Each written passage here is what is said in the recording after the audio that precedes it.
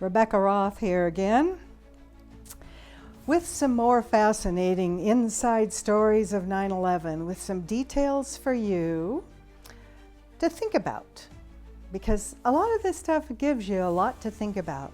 Let me just tell you about what I discovered. After 9/11, the U.S. government and their media, all their intelligence agencies, they had an excuse. They proclaimed that they had no human intelligence, known as HUMINT, inside Al-Qaeda. Also, that means they had no spies inside Al-Qaeda. They had no moles in there. You know what I'm talking about, right? It was their excuse, actually, for how 9/11 happened.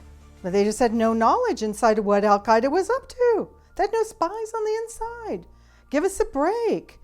Well, there's a language barrier, and they had all kinds. They had baskets of excuses.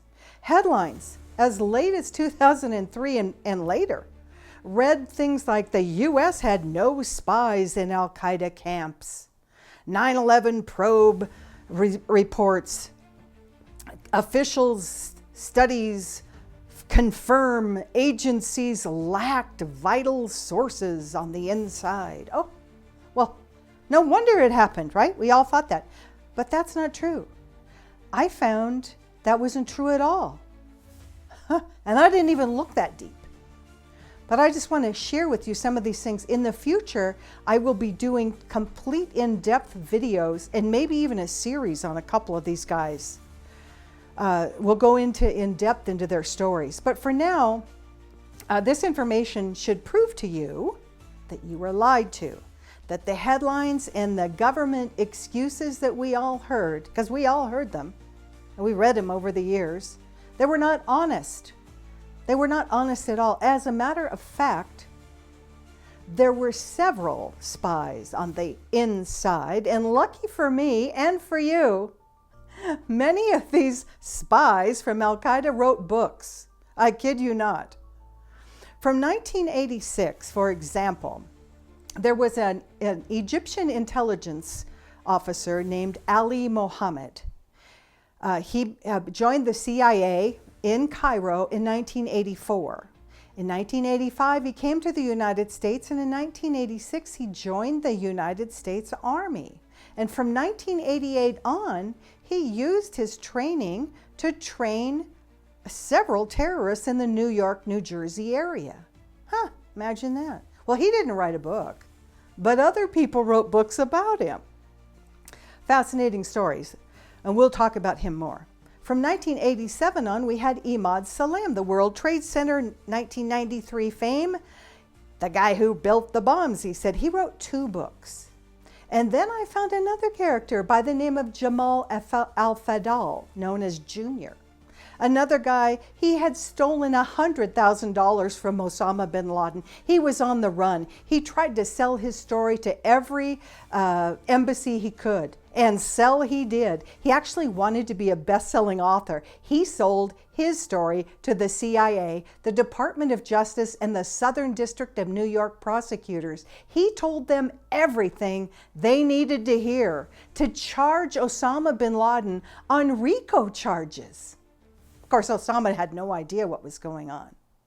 By the way, he went into witness protection along with a large extended family to the tune of over 20 million taxpayer dollars. Yeah, but he told the story they needed to hear. In 1996, a young American by the name of Akai Collins, he wrote a book called My Jihad. He went to work for the FBI and the CIA.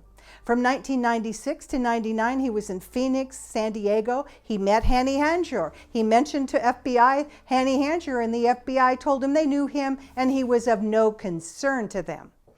Now, he was not a good Muslim. I'll just leave it at that. In 1998, another Moroccan, La Hussein Kerchtu, showed up, and he became an insider.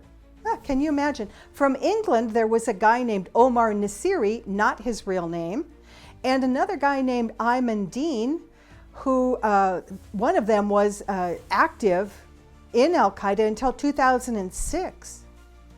And then there was another guy, Essam al-Ridi, another Egyptian. He had fought in Afghanistan with Osama bin Laden. I guess he was pretty good friends with him. He even bought an airplane here in the United States and flew it to Sudan. Well, imagine my surprise to find out he was in the United States as a commercial pilot for none other than Northwest Airlines. On his days off, he would fly around the world and purchase items for his friend, Osama bin Laden. Well, a couple of these spies made trips to Khartoum while bin Laden was being observed by the CIA contractor Billy Waugh, and they were monitoring every move he made. I don't know how they missed the airplane delivery, but apparently it didn't make Billy Waugh's book. But we do have to ask this: why was the United States government lying about not having anyone on the inside of Al-Qaeda? They surely did. I didn't even spend much time looking at this. And most of these people did write books, and that's kind of how I stumbled across this. Imagine how many probably really were on the inside that I didn't find. So this is kind of crazy. And I want you to stay tuned because probably there's a lot more to tell you. So keep your seatbelt securely fastened. We'll be back with more.